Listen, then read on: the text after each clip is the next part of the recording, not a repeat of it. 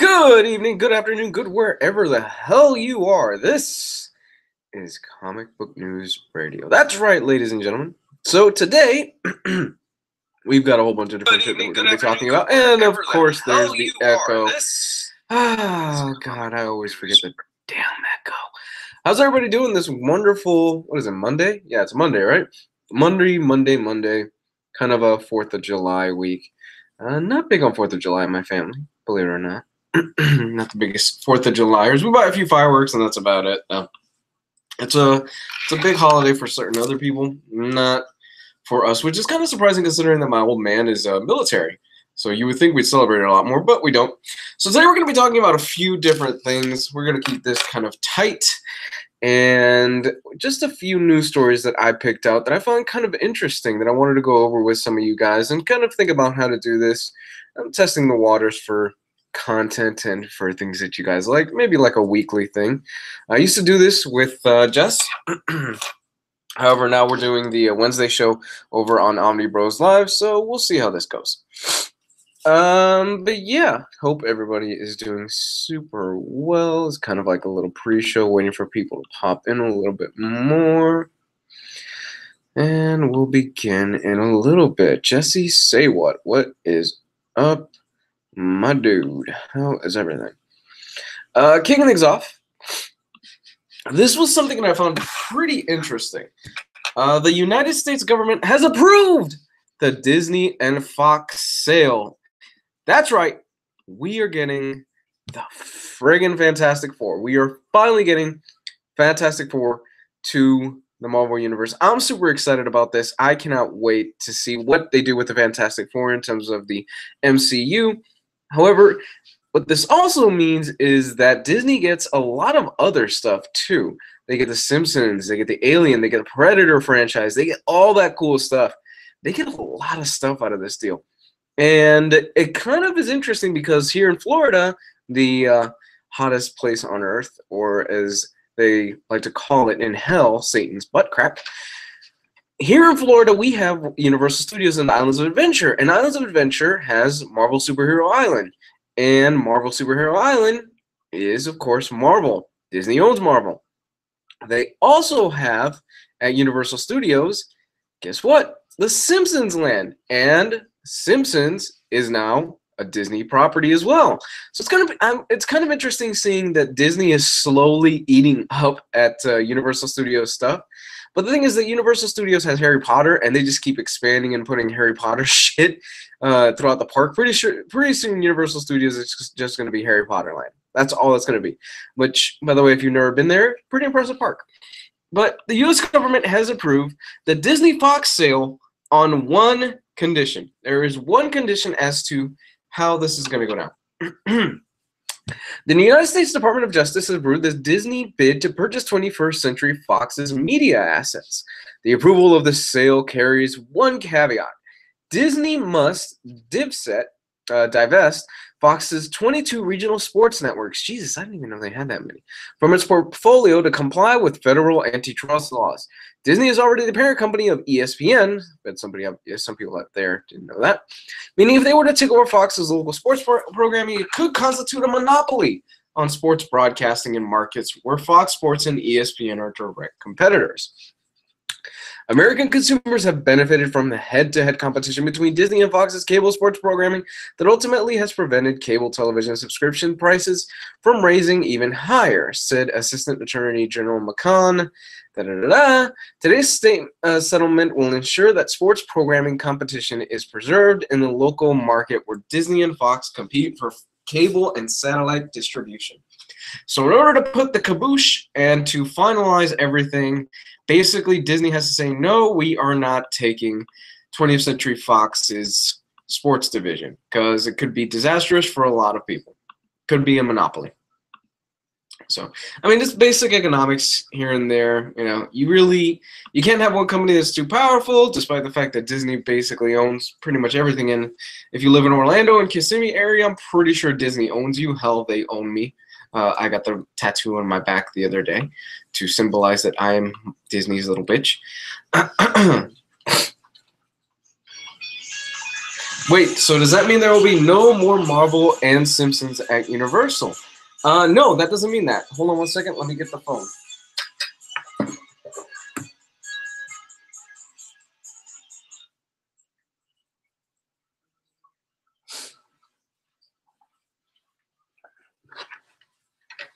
And all right. So wait, so does that mean there will be no more Marvel or and Simpsons at Universal? That does not mean that. What that means, because if you've already seen it, is that they just own the stuff. They own the property, they own the rights, they own everything. But Marvel Superhero Island has been at Universal Studios for God knows how many years at this point. They have been, oh man, it's been since the park opened. Marvel Superhero Land has been a huge portion of that. So nothing's going to change there, I would imagine, because nothing has changed. Nothing would change with The Simpsons because nothing has changed with Marvel. So I would imagine they're going to keep it. Imagine they're going to keep the same thing going on, where yeah, we'll let you have the theme park and things like that, and we'll let you do whatever you want with it.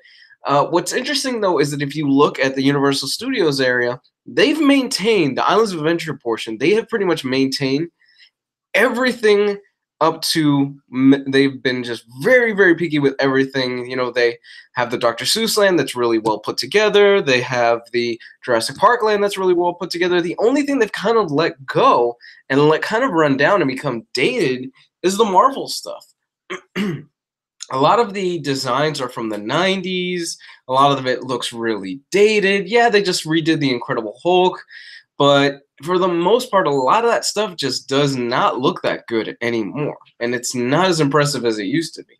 And I think that has a lot to do with the fact that Disney owns the property and Universal's like, yeah, we've got Harry Potter. So what the hell? We don't really necessarily need this right now. We could just let this slide by and we'll be perfectly fine. We don't need your little Marvel Comics, Disney. You could have that. We've got another mega giant in the Harry Potter stuff, which is really important.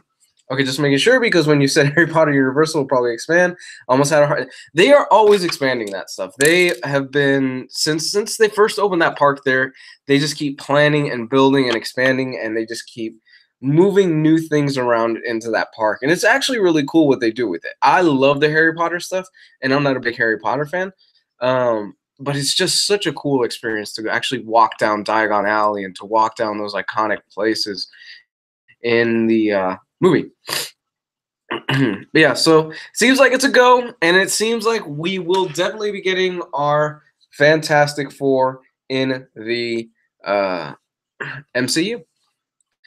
Next up on our list, they just keep casting Watchmen, man. And Watchmen is getting, it's interesting. Now, here's the thing. Here's what hasn't sold me on this Watchmen project. It's Damon Lindelof. And all reports that have been kind of leaking out and have been, you know, a few set things and all that stuff have been saying that it's going to be a radically different approach to Watchmen. I'm kind of curious as to what they mean. I'm kind of curious as to what they mean that it's going to be a radically different approach to Watchmen. I am not the biggest fan of Damon Lindelof. I personally think his attempts at movies, they're not that great. And for the most part, he's a pretty mediocre script writer. His TV shows fare a lot better. I like Lost, and I've seen a couple of episodes of The Leftovers, and I thought, The Leftovers is pretty good. It's not a bad TV show by any stretch of the imagination. But they've started casting on The Watchmen, and the most interesting person they've cast so far to me goes to Jeremy Irons, who plays Alfred in the Batman v Superman films and all that other stuff. I think Jeremy Irons, it's kind of interesting to see who could he be. I'm really curious to see who could Jeremy Irons be cast as. I think that he would probably be a perfect fit for Rorschach. Believe it or not, either Rorschach or Night Owl 2 or the character, not Night Owl 2, he's too old for that, or Night Owl. Now, in the casting description, it says that he's an aging imperious lord of a British manor. That's just fancy casting talk. I really don't think that he's actually going to be just an imperial lord for a British manor or anything like that. That, to me, screams more like he's probably Night Owl. I think he would be a perfect Night Owl 1. He's got the gruff, he's got the bravado, he's seasoned enough and he's veteran enough that he could play the character really well. And I think it would be interesting to see it personally. Or hell, he could be Mr. Ozymandias. No, not Ozymandias. Dr. Manhattan. I think it'd be an interesting Dr. Manhattan. I'm interested to see what Damon Lindelof does this. I think I read somewhere that they're taking a different approach to this, that they want to do it as like a cop procedural in modern day time.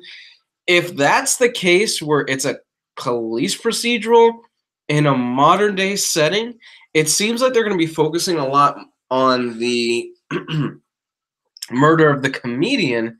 And maybe they'll even go as far as to follow the two police officers that are investigating the murder of the comedian, who they play a small role in the overall Watchmen story. So if they go that route, it would be interesting to see. However, it wouldn't be Watchmen. It would be Watchmen in name only. And I'm wondering if that's how they're going to take this and if that's going to be their interpretation of this. I think it could be cool. I think it could be cool, and it has potential to be something interesting, and it could be a what-if story in Watchmen.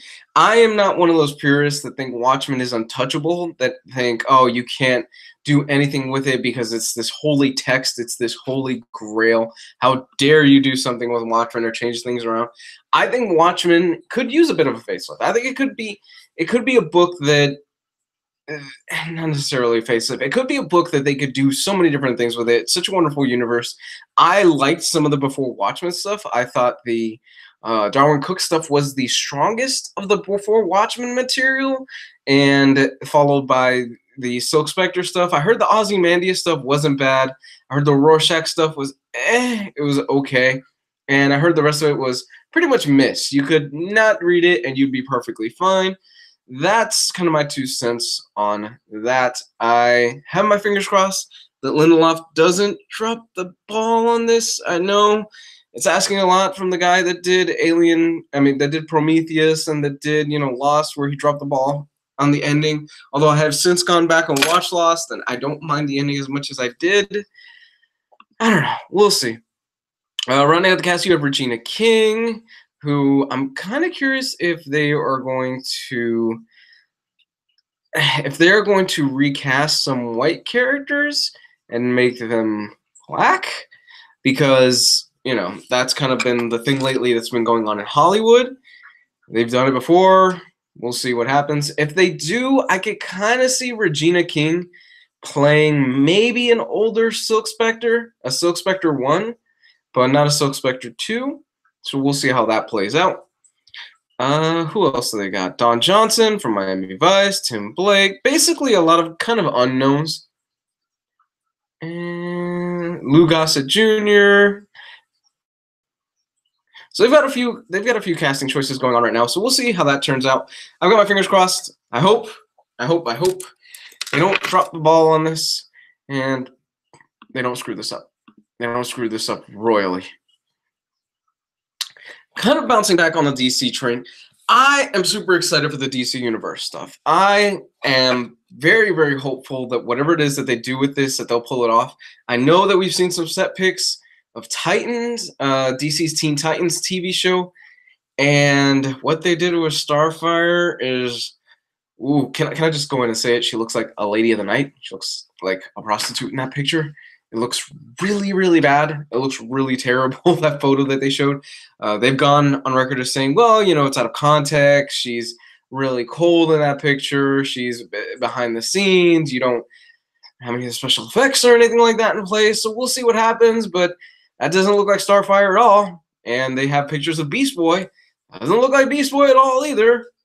So we'll see how that turns out. I'm not a huge fan of what I've seen so far on the Titan stuff, but DC has actually released more information on their DC Universe system, which is basically their attempt at Netflix. It's their way of doing the streaming service that they wanted to do for a while, and they want to see if it'll work. So let's dive into it. DC Entertainment has released details of its upcoming DC Universe proprietary streaming service, including outlining the service's launch series and how comic books will factor in. DC Universe will launch with live-action series Titans later this year. So we are getting Titans sometime this year. That's been confirmed. Followed by Doom Patrol and Swamp Thing. So if we're reading this right, Doom Patrol and Swamp Thing will be released this year. And the animated Young Justice, Outsiders, and Harley Quinn series will be in 2019. The interesting thing about this is that Young Justice was originally scheduled to be released this year. So I'm kind of wondering why they decided to push back Young Justice so much, knowing that that's probably going to be their biggest show, because a lot of fans of the DC animated stuff have been clamoring, have been dying for another season of Young Justice. I myself have never seen Young Justice. I've heard great things. But it's one of those series that has always kind of eluded me, and it's one of those series that I've always said, yeah, I'll come back and watch it. I've heard it's really good, and I heard they deal with a lot of mature things, and I heard that they really nail the concept of what it's like to be in a superhero team and what it's like growing up as a teenager and all that other stuff. I'm super excited for it. And I plan to actually... So... DC Universe will launch Harley Quinn. Young Justice was previously scheduled. DC Universe is so much more than a streaming service. It's a welcoming place for everyone to immerse themselves in their own level of DC fandom, with the epic characters, stories, and experiences they have come to expect from DC, said DC Entertainment Creative Officer and co-publisher Jim Lee in a statement. We are investing in and creating original high-quality shows, including the new Titan series, that remains to be seen, and curating the most beloved nostalgic content while at the same time evaluating the comic reading experience to new heights. Nothing this robust has ever been offered to fans before, and we're going to get into details on why it's going to be robust. Here are the DC official descriptions for the shows. Titans follows young heroes from across the DC universe as they come of age and find belonging in a gritty take on the classic Teen Titans franchise. Okay, here's the thing. Gritty take. I hate every fucking time I hear that on a TV show or a movie or a comic book or a property that I love. I hate that shit. It doesn't need to be gritty. Okay, make it fun. You can have dark elements on it. But gritty lately has kind of been synonymous with just a lack of quality, at least for me. And it's the studio word that they use nowadays to say, yes, we can make it dark and we can make it more mature and we can make it like the Dark Knight or Batman. DC seems to constantly be trying to chase that white rabbit. They seem to constantly be trying to chase that Dark Knight, Batman Begins, that hope that maybe this will be the project that'll just ignite that fire that we once had during that Nolan trilogy. And they just keep trying to come back to that well, and they need to learn that not necessarily everything needs to have that. I think they're starting. I think they are starting to get that, especially now that they are doing a Shazam movie and that they are doing a Wonder Woman 2. And, you know, if you saw Wonder Woman 1, it wasn't necessarily super dark. It had its lighter, fun moments. So I'm super excited to see where it is that they take that. Let's see what else we got. Teen Titans franchise. Dick Grayson and Rachel Roth, a special young girl possessed by a strange darkness, get embroiled in a conspiracy that could bring hell on Earth. Joining them along the way are a hot-headed Starfire and lovable Beast Boy. Together they become a surrogate family and team of heroes. Seems like they are going to use Raven as kind of like the main crux of the team, as the main reason they get together, and the relationship with her father and all that. I mean, I'm hoping, I've got my fingers crossed, this isn't going to be a dumpster fire. Set picks that have been revealed so far don't have me the most hyped about it. I'm not too crazy about what I've seen, but I've got my fingers crossed that maybe, just maybe, we'll get something good. Doom Patrol. Doom Patrol is a reimagining of one of DC's strongest groups of outcasts: Robot Man, Negative Man, Elasti-Woman, and Crazy Jane, led by the mysterious Dr. Niles Calder. They're called into action by the ultimate hero for the digital age, Cyborg. So yeah, that's a thing. Cyborg is now in Doom Patrol. Banded together, these rejects find themselves on a mission that will take them to the weirdest and most unexpected corners of the DC universe. This needs to be weird. This needs to be really, really fucking weird. Like really out there, really balls to the wall, trippy, weird if they want this to work. And I'm talking about Legion weird, but on acid, like even more weird than that. The fact that they're bringing in Cyborg into this tells me that maybe they don't have the most confidence in this series. Cyborg after Justice League, he's not necessarily a household name, but he's more well known. And it seems more like DC Entertainment is like, look, we don't necessarily trust this property enough. It doesn't have really any known superheroes in it. Let's throw in Cyborg in here. He's pretty well known. He's coming hot off the heels of Justice League.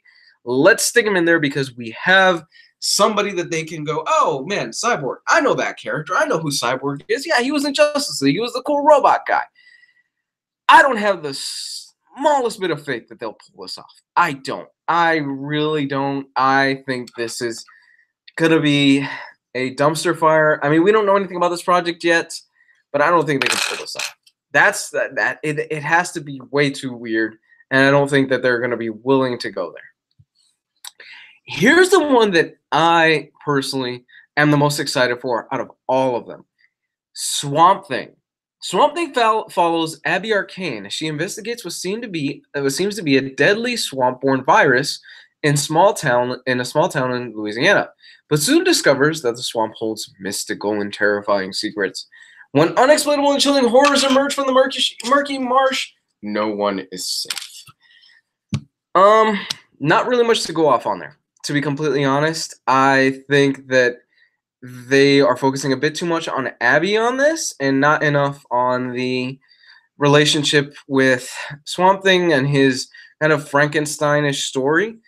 The thing is, if they mine the Alan Moore stuff, there is so much content in there. There's so much that they could explore in there with the mythology of Swamp Thing, with his relationship of being basically this creature that thinks he's alive, but he's not really a human being, or thinks he was a human being, but he's not really. There's so much shit that they could do with this.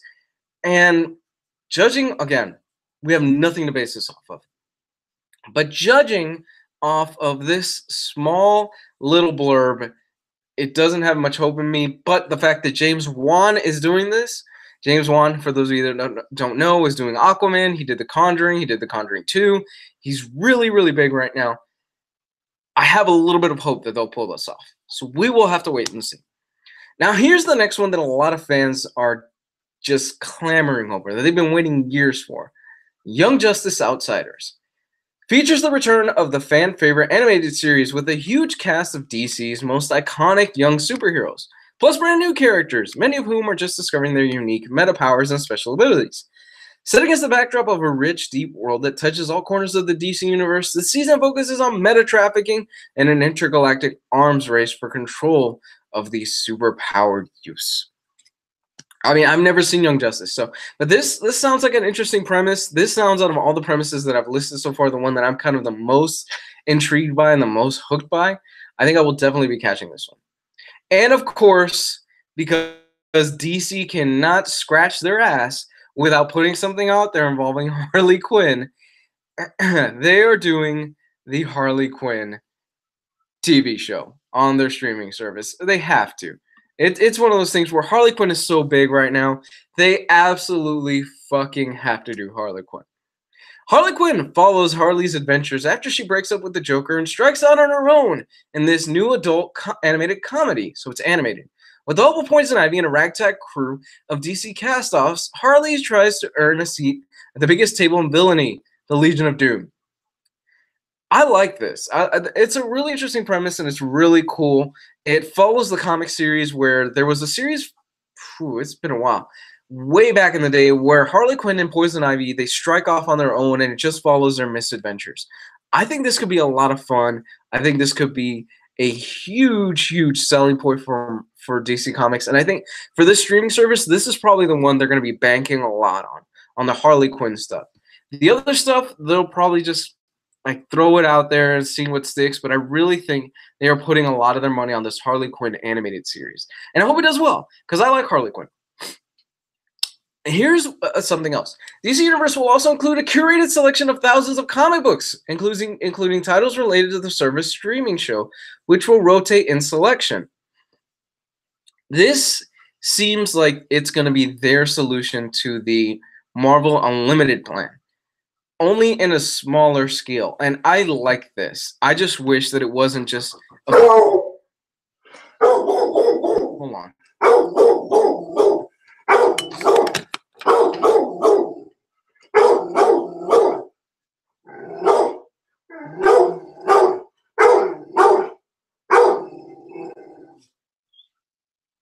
Heel. Heel.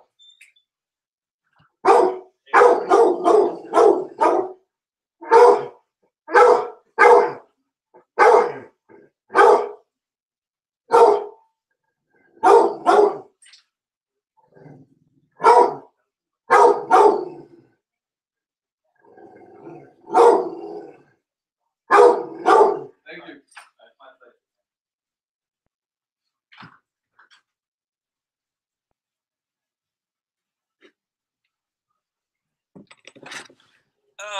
Sorry about that, guys. That was actually the mailman.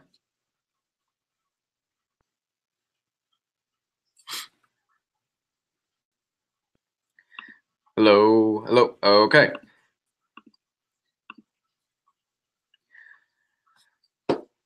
We waited for the DC Universe comic readers to blend of art and technology. So basically what they're saying is that this is their version of the Marvel Unlimited plan. This is their version of what they're doing, and I kind of dig it. I like the concept. I just wish that they would expand it a lot more than just a few thousand titles. Why not do your entire catalog? Why not do your entire library? This could be something huge. If they were to just do that, I think it would work out a lot better for them, and you would have a lot of people that would sign up for it.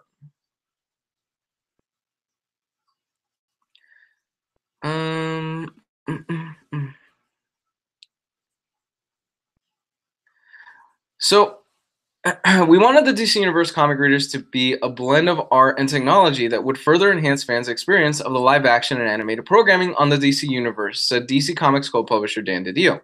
This hand-curated selection from our decades of comic creations gives fans a thematic digital lawn box to create with them on the device of their choosing, or lets them watch exclusive video content on a big screen followed by the comics that inspired it. In addition, DC Universe will give access to purchase DC Comics merchandise, enter contests, Yeah, it seems like they're also bringing in a lot of other stuff. So, but for the most part, this is a work in progress. This is a test thing. They can't price themselves out of a market. I am gonna say this is gonna go for about $10 a month. That's my bet. That this is going to be about $10 a month. Any more than that, and you're starting to hit HBO territory, and you're gonna get fans that are just not gonna bite into this. And here's the thing: there's no word if there's going to be if this is going to be HDR, if this is going to be Dolby Vision content, if it's going to be 4K, or if you're going to have to pay more for the 4K content, kind of like Netflix is doing. There's no word of that stuff, and I'm kind of curious to see if they are going to go that route. But they have to be really careful with the pricing on this. They have to be very, very, very careful. Otherwise, it could fuck them over pretty bad because this is getting off the ground. $10 at the most. Ideally, I think $8 a month, and you get a lot of people that'll sign up for it. I will sign up for this. If it's more than $10, there's so many other streaming services out there that I might have to pass on this. Next up, Valiant's Faith is getting a solo movie. For those of you out there who don't know, Faith is actually Valiant's plus-size superhero. And she is now getting her own solo film. Valiant's Faith is getting her own solo film from Sony Pictures, according to Deadline. American Gods screenwriter Maria Melnick will pen a script for the film. In the comic book Faith is Faith Herbert, a telekinetic superhero known for her jovial attitude. I love Faith. I think she is fantastic. She's a positive role model for a lot of plus-size people out there. I think she is awesome, and I'm really hoping that they pull this off. It's going to have to be lighthearted. For those of you that have never read Faith, it's a really, really good series. I really recommend you check it out. And they could do a lot of things with it. This could easily be the way that Valiant breaks out and has their own superhero universe. They could introduce Faith. They could introduce, oh my goodness, what's the name of what is the name of Valiant's Kind of like X-Men, the Harbingers. They could introduce the Harbingers. They could do so much with that stuff. And I think it could be fun. I think it could be a lot of fun if they go that route. Now, my question is, who do you think they will cast as Faith? I know a lot of people have been saying, "How about Melissa McCarthy?" I'm like, no. I don't know. I don't think Melissa McCarthy would be a good choice. I think that would be a very poor choice, in fact. We know that they're shooting Bloodshot later this year. There was an Instagram picture the other day of Vin Diesel getting ready for Bloodshot. He actually looks jacked as shit. So Vin Diesel is starring in Bloodshot, and we have a Faith movie coming. I'm kind of curious to see what they're going to do with it. I don't know too much about the character, but I have read a little bit, and what I have read has been really, really good.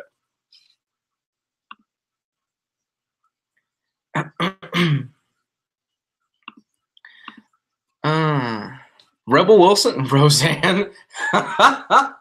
Wow, you know what? I would actually. You mention it. I kind of would like to see a Roseanne Faith film.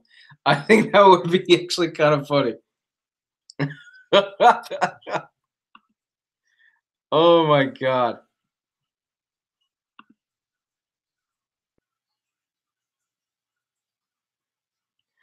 Oh, I think Roseanne would be pretty funny. Let's see. Rebel Wilson. Rebel Wilson could be good, but you got to think it's got to be somebody that's a bit heavy set. Maybe they'll just cast an unknown. They'll probably try to keep this as low budget as possible, and they'll cast an unknown. You know what? I could see Rebel Wilson. She's blonde hair. Yeah, maybe. But they got to get somebody who's young. And the thing is, with Faith is actually she's pretty big. She's a pretty big girl. So whoever it is that they cast for Faith has to be young and has to be pretty big. I don't know off the top of my head of anybody that could cast that. They could play that. It's gonna have to be an unknown because the thing in Hollywood is you got to be a certain type. You have to look a certain type, and it's very rare that you see anybody in Hollywood that doesn't play who is a big girl that doesn't play the fat plucky best friend or the fat comedic relief like Melissa McCarthy or Rebel Wilson.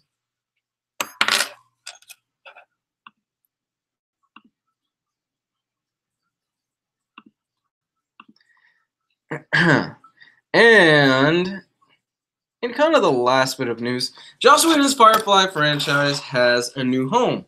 Boom Studios, reported by Entertainment Weekly. Boom Studios has taken over the Firefly license from Dark Horse, which has held the license since 2005. Dark Horse selling off assets. It's high time we got to see the full story of Malin-Zo's meeting and mission in the War of Unification. The good and the bad and the pressure of war brings out in them, and the unforeseeable consequences, said Whedon, who will act as story consultant for Boom's Firefly. Didn't Whedon write a couple of stories for Firefly for Dark Horse a few years ago? I know he's written a couple of things for Buffy. I know he's written a couple of things for Angel, post the TV show, but I don't think he's ever been too hands-on-y with that stuff. So it'll be interesting to see what they do. I've never seen Firefly, so I have next to nothing in terms of knowledge of the TV show. I've heard it's one of those things where I watch it. I tried, I take it back. I tried watching a couple episodes. I couldn't get into it. I actually thought it was kind of boring. And apparently Greg Pak is writing it. So Greg Pak is a good choice. So if you guys got any questions in the chat, do I game? Yes, I do. I game a lot. I game a whole lot. I love gaming. What's your opinion on online comics versus physical printed comics? Personally, I hate reading digital comics. I feel like I answer this question at least once a week. Online versus physical. Okay, read what you like. Read how you like it. Read it the best way that you can. That's really my stance on it. If you like online, that's great. If you like physical, that's great too. There are pluses and minuses for every single thing. Jesus, I should really make a video of this at this point. There are pluses and minuses to every single thing. The pluses, obviously, for digital is that you don't have to worry about them degrading or anything like that, and you don't have to worry about space. The minuses for digital is that, well, you kind of really don't necessarily truly own the content because you don't really physically have it. You just have it as a stream of data somewhere floating off in the internet. So there's that. Also, hey, Matt. I just watched the first 3 episodes of season 3 of Preacher. I really enjoyed it and can't wait to see Jesse kill these bastards.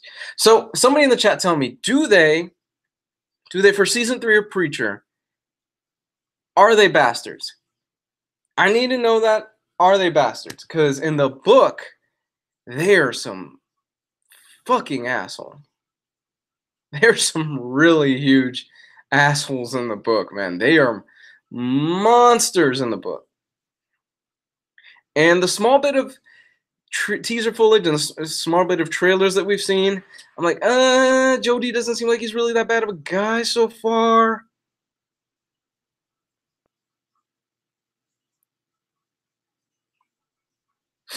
And I'm really, not too sold on it. And I'm like, I don't know. I don't know about this. He doesn't seem like he's that big of an asshole. He actually seems like he's kind of a loving guy. Again, I haven't seen season 3 of Preacher. I need to sit down and watch that. I need to finish season 2 of Preacher. I think I have like 3 or 4 episodes.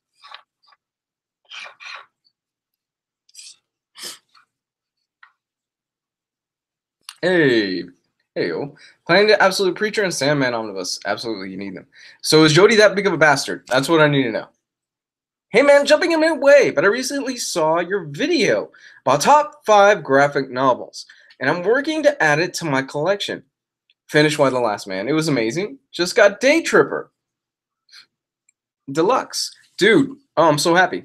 Yes, Day Tripper is fantastic. Day Tripper, like I've said, is one of those books that it just grows with you the older you get, and it gets better as you go along. I revisit Day Tripper.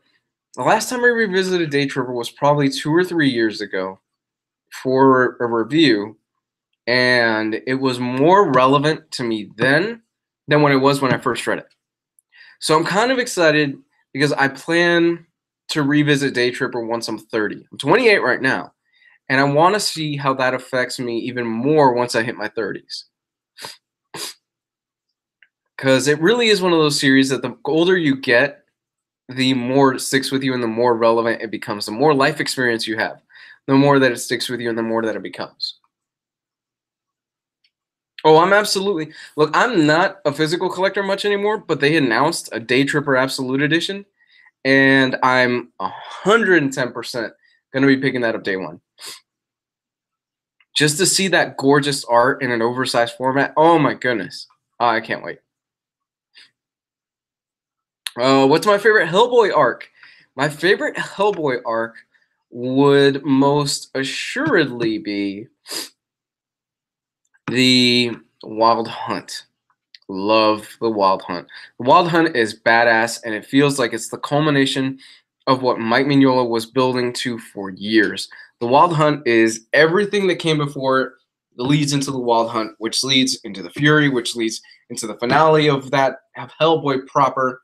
And it's just, it's a masterstroke. It's a masterstroke of brilliance, and it's a masterstroke of time. It's a masterstroke of a writer knowing where he was going, what he was building to, and it's just so good. It's fantastic, and I absolutely love the Wild Hunt.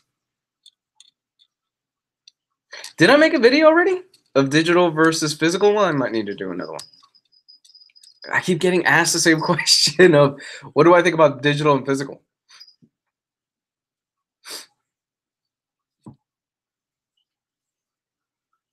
They weren't too bad in the first episode. There was a brief fight scene between Jody and Jesse that is a complete setup. Oh, man. Well, I mean, in the comics, you're introduced to them, and they're not necessarily bastards right off the bat, but they get to be assholes later on. You find out that they're complete fucking monsters later on. Oh, do the trade paperback Hellboy Omnis cover everything in order? I haven't looked at the omnibuses.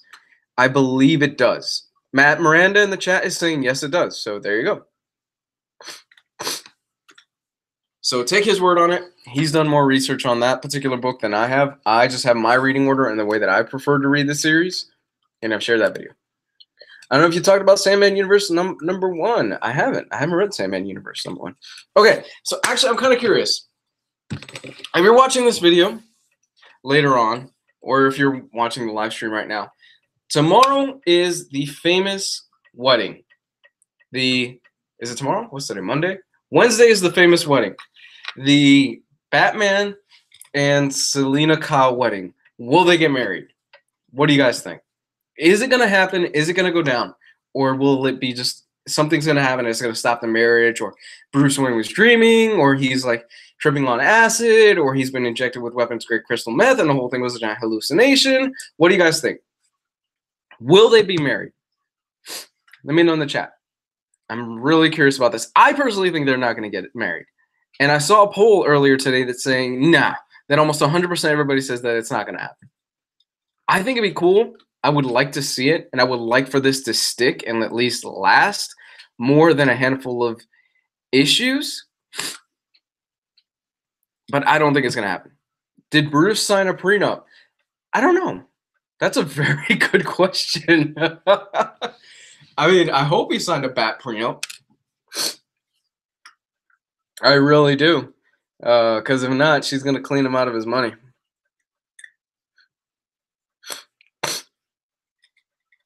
No, seriously, in the chat, do you guys think it's going to go down?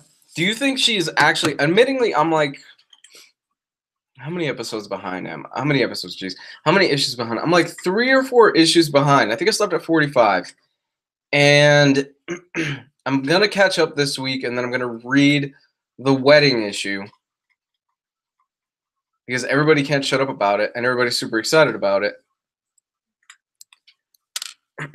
We need Nick. We need Nick Munoz, because he's a big-time lawyer, man, and he'd be able to tell me. Did they really? They already leaked? Jesus Christ. Really? You can't keep a surprise in comics at all, man.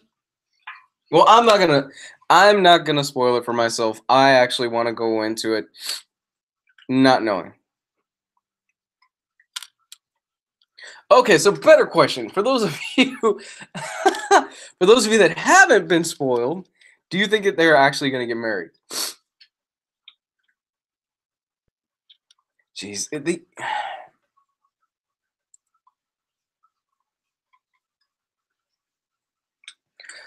Jeremy Fedor, what would you say turns Omnis into a whale? Writer, character, story, movie, or one eBay price setting trend?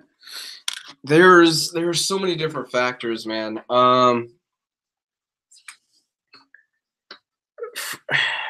Okay, so what would turn an omnibus into a whale? I think one of the biggest things is how storied the run is. How well received is the run? Because you can have books that have gone out of print and nobody really gives a shit about them. Like if the 90s Rob Liefeld X-Force omnibus, if that went out of print, I think it did, didn't it? If it goes out of print, nobody gives a shit about it because the content isn't really the best. However, people have been clamoring for a reprint of the classic Silver Surfer stuff, and we haven't gotten that shit yet. It hasn't been reprinted. So there's that. I think the creator, the artist, the story, and the market. The market is a big part. Because, and not to mention how many of those omnibuses have been published. Because we've had short runs on omnibuses. We've had a few omnibuses that they print out a few and they're gone within like a month.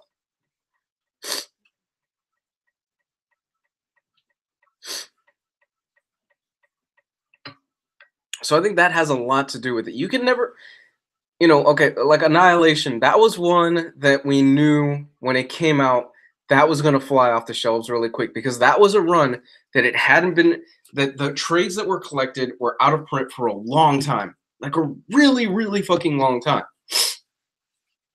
And that people were clamoring for it for a while, and this was their chance. So people snatched them up quick. So there was a huge market there for people that wanted that content.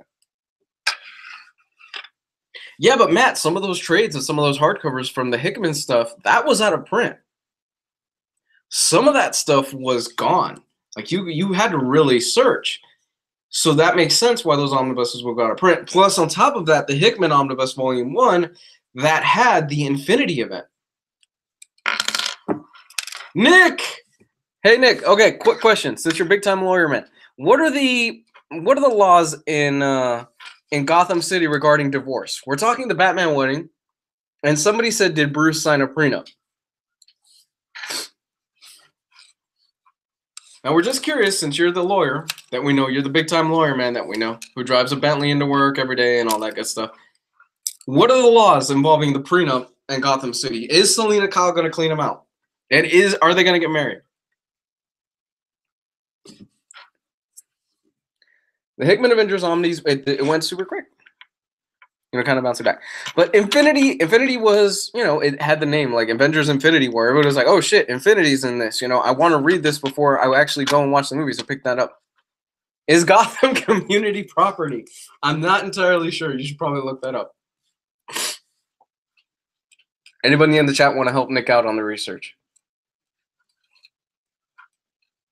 I think she would get Wayne Manor, right? She could. Okay, so she would get alimony. Fuck, that alimony would be huge. She gets half the Batcave and the separation. Does she get Alfred? Does she get Alfred in this as well?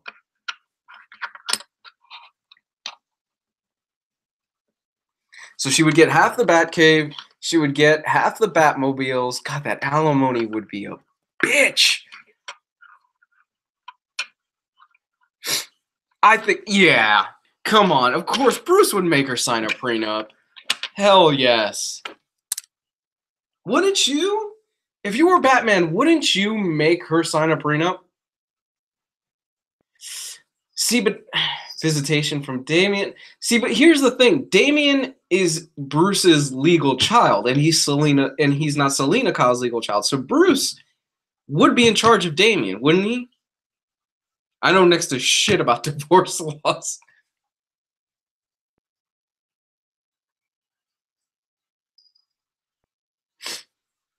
Children over the age of 14 in most states get to pick who they go with. So it's up to Alfred which parent you get to go with. That right there is the best comment I've read today. Holy shit, that's great.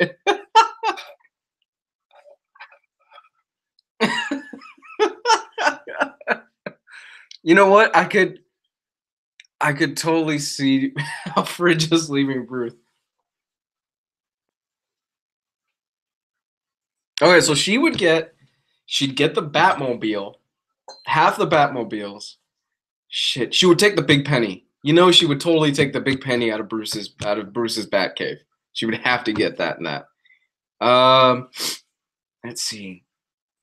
How much money? Okay, so how much is Bruce Wayne worth? Because, like I said, that alimony would be ridiculous. I'd fight for Alfred. I'd let Damian go. If I was Bruce, yeah, I'd tell her you could have him. You could have Damian. Damian's a little shit. So yeah, you could take him as much as you want. Because legally, Damian is Bruce's child. And not Selina's child. And he's Talia's child. And Talia, well, Damian doesn't really seem like he wants anything to do with Talia, and he wants to be around Bruce.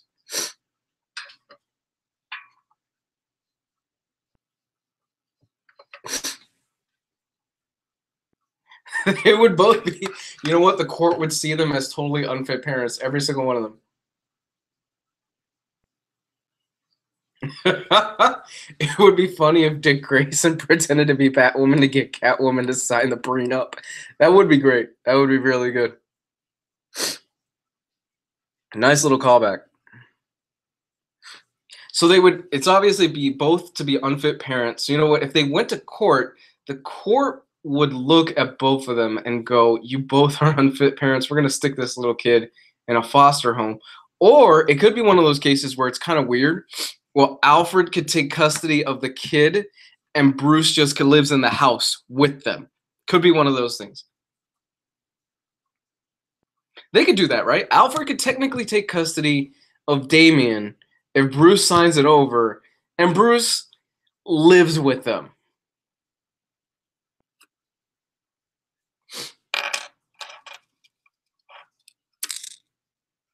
Dick bats.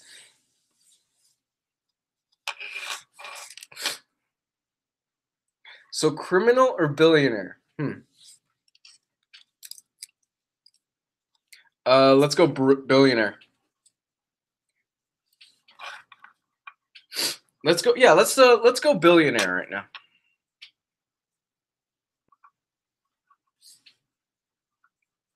I just bought by the Usagi Yojimbo second print trade paperback edition.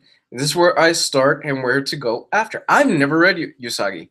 I know there are more than enough people though in the chat right now that would be happy to help you. I think Matt has read Usagi. I think either Matt or Nick have read it, and they would know better than I would.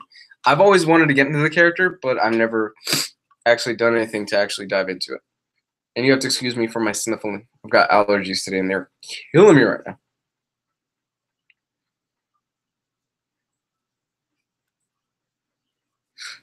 After Bruce gets divorced, he's living in a 5-dude bachelor pad with a hot plate.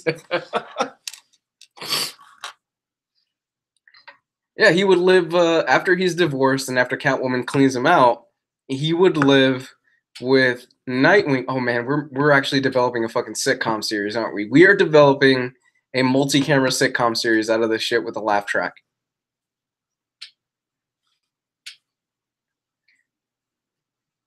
We could call it, How about that? We name it Gotham Heights.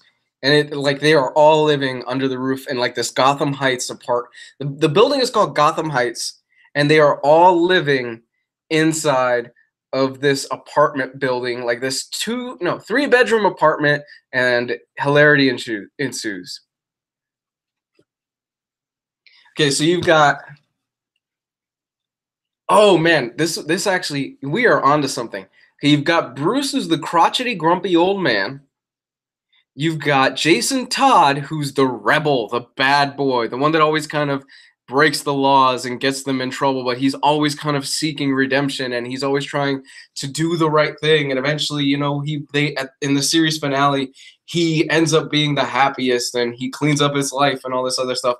And at one point in the series, he develops a heroin addiction. Halfway through the series, he develops a heroin addiction, but then towards the end of the series, he is tempted by heroin, but he doesn't go back into it, and he gives it up while we're developing this shit.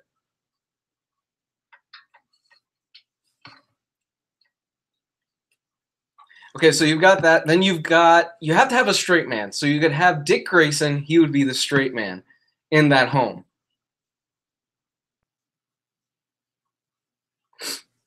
Who would be the love interest next door that they would all fight over?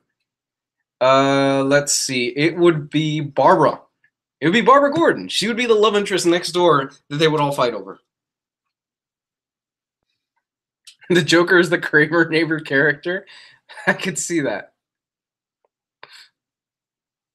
Friends, but with the Bat family. 2.5 Bats. Charlie Sheen is Bruce Wayne. I can see it. Any great Saga comic recommendations other than Saga and Walking Dead? Thanks. Let's see.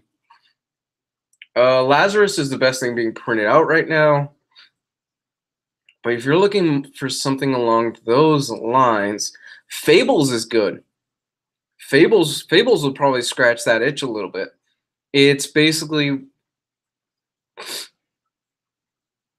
Fables is basically what would happen if all of our fairy tale characters were real and they lived in New York City. If you've seen Once Upon a Time, they ripped off Fables.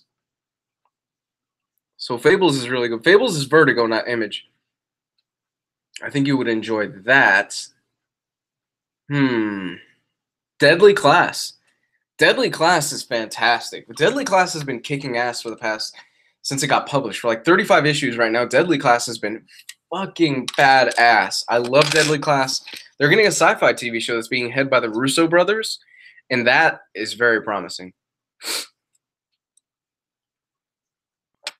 Killer Be Killed ends this week. The final issue, did it come out last week or it comes out this Wednesday? I'm not the biggest fan of Invincible. I'm not. I have my problems with Robert Kirkman and his writing. Especially when you start getting towards the end of that series. And what he does with Adam Eve. I really just am not a big fan of what he does there. Fuck, my allergies are killing me today. This pollen count is ridiculous.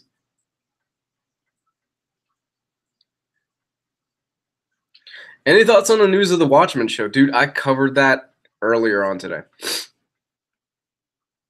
Like at the beginning of this show, I covered that.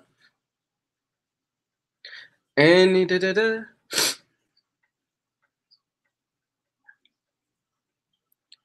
even with him asking something along the lines of Walking Dead. Yeah, I'm not a big fan of Robert Kirkman.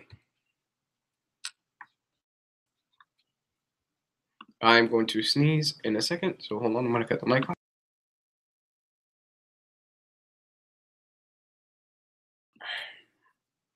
Ooh.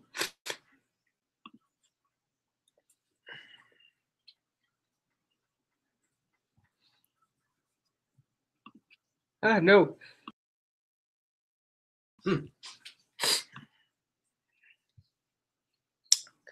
Deadly Class is amazing. Black Science as well. Also written by Rick Remender, and it ends in like 6 issues. I think making it 42 total. Is Deadly Class ending in 6 issues? What?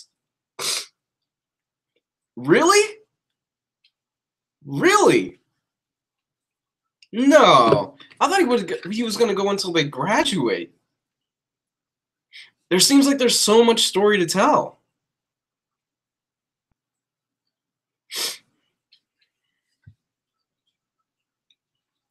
Do you like any Invincible? I do. I was a big proponent of Invincible for the longest time. And then Invincible, it just started. Okay, Black Science is I have to catch up with Black Science. Matteo Scalera's art in Black Science is mwah, wonderful.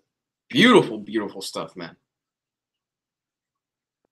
It is just gorgeous, gorgeous art, man. It's fantastic. Is there an omnibus for Astonishing X-Men? Are you talking about, is that the Joss? I believe you're talking about the Joss Whedon run. If you are, yes, and it's massively out of print and a bitch to find. It's really rare. So if you run into one at your local store and they're selling it for retail, pick it up. Or you could just use the Marvel Unlimited app and you can download it.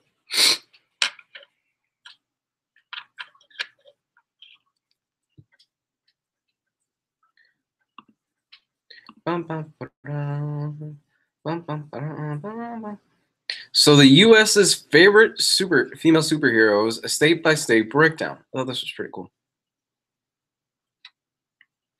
Utilizing Google Analytics and social media stats, Frontier mapped out each state's favorite female superhero from across media.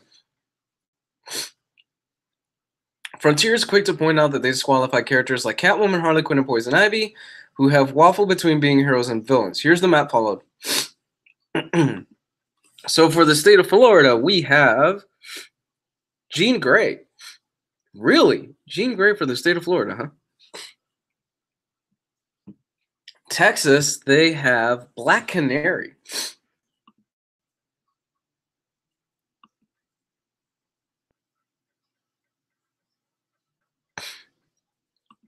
Anybody want to know what their state is? For the state of Cali, Hot Girl. Hot Girl for the state of California. Would not have expected that.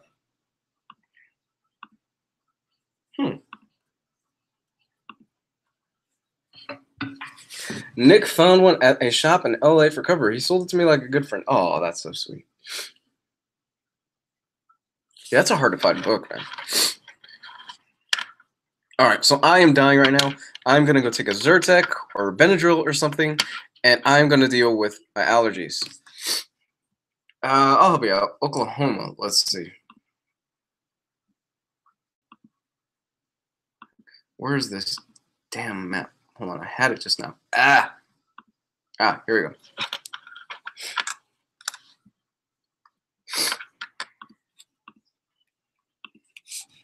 Let's see, Oklahoma.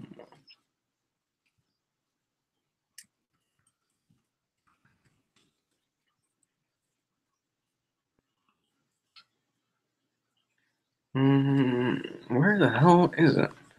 Can't find it on this thing.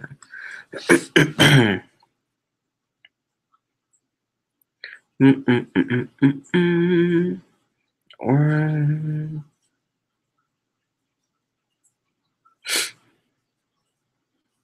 oh, here we go. Zatanna. Oklahoma had Zatanna. Huh. Nevada had Zatanna again. Zatanna really popular.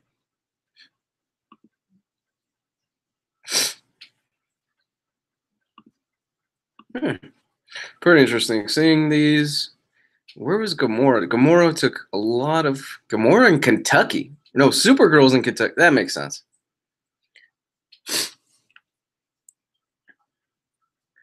Gamora's in Kansas. And of course, Jessica Jones was in New York and predominantly a lot of in Michigan. You know, a lot of those city states. Jessica Jones was there. Not enough love for Wonder Woman, surprisingly. I would have thought she would have taken a lot more in that list. All right, but I'm getting out of here. My allergies are killing me, and I'm dying slowly, I'm pretty sure. Have a good night, everybody, and I will see you soon. I have got a how to start reading Deadpool video that's coming out soon. I was planning on having that out tonight. However, with how bad my allergies have been, I'll see how me recording is going to come out. Because if it comes out really bad in my voice, then I'm just not going to do it tonight. I'll hold off. But it's written, just a matter of recording and editing and all that fun stuff. So that's going to be coming out soon. Wishing everybody a good night. And I'm going to go probably pass out in like a Benadryl coma or something like that. My allergies are killing me right now. Bye.